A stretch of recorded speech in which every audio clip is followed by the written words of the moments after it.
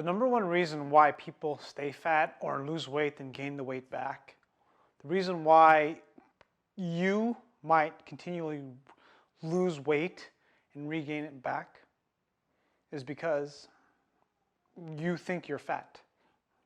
It's one of the most difficult things to deal with. You have these self-defeating thoughts. And why can I say this about you if you're watching this video? It's because I have felt that way.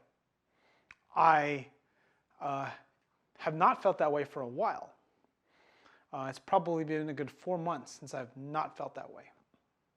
Or you had self-doubt. But when I say self-doubt, it's a very specific kind of self-doubt, where you picture yourself in a bad place. Like you look at your stomach and you think, why am I so fat?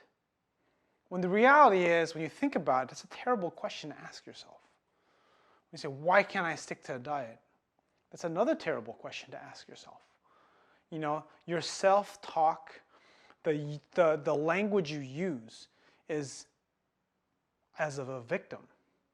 You are essentially blaming people. And this is not easy to stomach.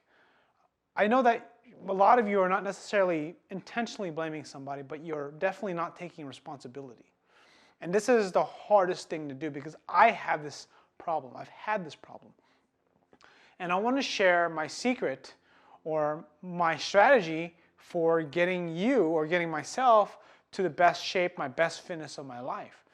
And hopefully you can learn from it to get you lean and to get you fit, to get you strong, to basically accomplish the body that you want. And a lot of our physical fitness and health is internal drive. We're driven by outside factors too. You know, we want to look good for whatever reason, but it's that internal drive to realize, like, look, it's not what I should be, this is what I am. This is the worst thing you can do to yourself. These days I'm still trying to debate whether or not I like the word should or not. You should do this or you should do that. I don't think should is a good word, so I'm still trying to figure that one out. But you are not fat. You are not skinny. You are your name. I'm Ryan. And Ryan is whatever Ryan wants to be, right? And that's what you should think about yourself. You are a person. You are your own person. And you right now get the choice to decide who you want to be. You get to decide right now in your head how you want to look like, right? You choose these things. You can make that choice right now. And then as you move towards that goal of finally getting there, you can make some adjustments.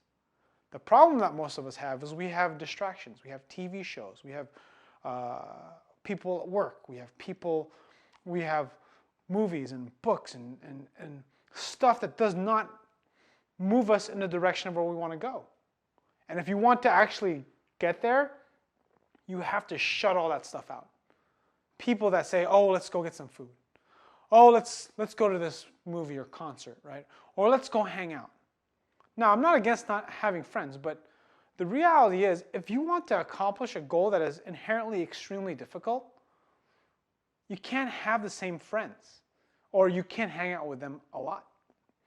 And if that person happens to be a significant other, well, they need to get on board with you with what your goals are. And you need to be able to articulate why those goals are important to you. Now, these are a little bit black and white explanations, but it's, again, life is more complicated than that.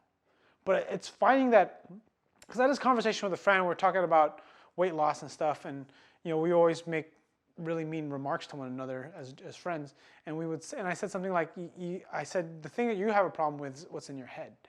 And that's what most people have. It's a mental, internal thing, and I don't know how else to explain this to most people, but if you want to get rid of this internal fatness, this internal self-doubt, this internal failure, that dieting is bad, you have to wrap your mind around what it is that's making you think the way you do. You know, because sometimes, actually a lot of the time we do one of two things. We either think of ourselves too low, or what we're doing, we basically exaggerate things. So when we feel high and we feel good about ourselves, or we feel happy, we're too happy. And when we feel sad about ourselves or depressed, we feel too sad. You know, and between those 2 points is reality. And that is what that's what we would call self-awareness, right? I think Maslow calls it self-actualization. It's like the highest level, is being aware of oneself. And you can't do that if you can't control your highs and you can't control your lows.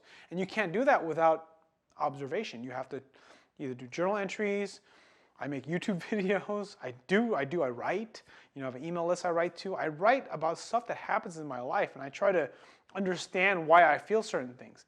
You know, like Sean Cooper, he has this program called Shyness and it's called Shyness and Social Anxiety and Shyness, right? That's his program. And I went through it. It was actually really good. It helped me a lot.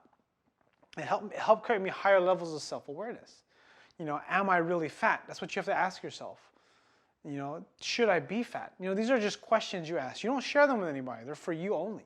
And then you try to understand what it is that's making you feel this way. And you constantly are trying to figure out what it is that drives you. And it's a daily thing. But, or I should say not drives you, but holds you back. Because then you have this, because once you set a goal of getting a six-pack or losing 30 pounds or starting an online business or whatever you want to do, right? You have things that hold you back, these thoughts that are negative and positive. You know, and it's kind of hard to like, sometimes it's too intense. How do you deal with the intensity of how it feels? And again, bringing us back to that thing of what is in between your ears. You have this beautiful mind in your head. You have these thoughts. You are smart, you're creative, you know, and you work hard. The problem is that I have, to get distracted by life, that throw you off track. And it's very difficult to like get on track sometimes. That's why getting a coach is important. If you want to get anywhere in life, you gotta hang out with people better than you and the thing that you're trying to do. You know, or you gotta find people at least that are moving in the direction you're going in. You know, there are like mentors that are really high up, and then you have people that are like peers that are moving in the same direction. You don't want to hang out with someone that's moving over there and you're going this way. They're gonna pull you apart. You know? So anyways, clean up your head, clean up your thoughts, leave a comment if you got a question. Click the link up here, subscribe to my email list, subscribe to my YouTube channel if you're not a subscriber. Click the thumbs up button. Thanks for watching. I'll see you guys all on the next video.